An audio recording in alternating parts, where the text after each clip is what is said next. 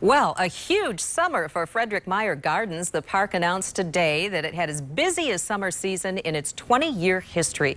About 280,000 people visited in the months of June, July, and August. Wow, that's a lot of people. So how did they do it? Joining us right now is Becherer, the Chief Curator, Vice President of the Gardens. Thank you so much for joining us. Well, thanks for having me. My goodness, what a year. What a summer. It's been an extraordinary year. This is our 20th anniversary. We have so much to be grateful for. I suppose that you couldn't ask for anything better than some of the events that have happened over these last few months. The opening of the Japanese garden in June, just been wonderful, not just for the people in West Michigan, but people coming from all over the United States and from abroad. I was going to say, who are the people that are attending? Well, you know, it's funny to walk out to my car at the end of the day to see all the different license plates, because they're coming from all over the Midwest, they're coming from all over the United States. It's not uncommon, especially on the weekends, that you go to the front desk and you're hearing lots of different languages being spoken.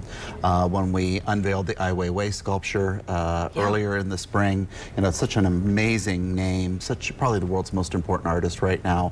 This sort of combination of international heights has really brought the gardens to an extraordinary level, one for which I'm sure Fred would be very happy. Oh, very happy indeed. The Japanese gardens are absolutely spectacular. I've, of course, been out there already, and they're perfect. They're beautiful. Well, I think that one of the things that will be interesting for people to really think about is how they'll change over time, and the fact that these are going to be here forever. A lot of people think it's a temporary thing. You know, the most common question at the front desk is, well, how long is the Japanese garden going to be here? We sort of think, well, if you knew how much it took to put that all together. 4 years to put it together, right, yes. Right. It's going to be here forever, and it's really a great asset for Michigan, for the Midwest. And, you know, if you see the press on it, you really realize it's an American icon that we've created.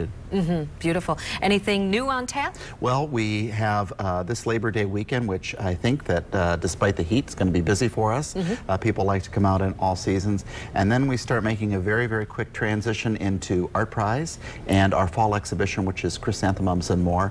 And I'm certain that people will love the change of color in the trees in the Japanese garden. Lots of Japanese maples, specifically for that reason, to delight people in the fall. So a lot is going to be happening just in a few weeks. Right, and seasonally, you're right, as you mentioned it. Yeah, you can go through it several times and enjoy a different look depending on the season. The rhythm of the gardens is always that, you know, basically every 6 weeks to every 2 months, something new is happening. Before you know it, we'll be talking about Christmas and holiday traditions, we'll be talking about butterflies, we'll be talking about next year's concert series. No, we're very fortunate. The energy out there is extraordinary, and the fact that we welcome such a broad and diverse audience, literally from all over the world, really makes us feel like we're doing our job. Sure, it certainly is beautiful. Joe Becherer, the Chief Curator, Vice President of the Gardens, thank you so much for joining us. Thanks for having me.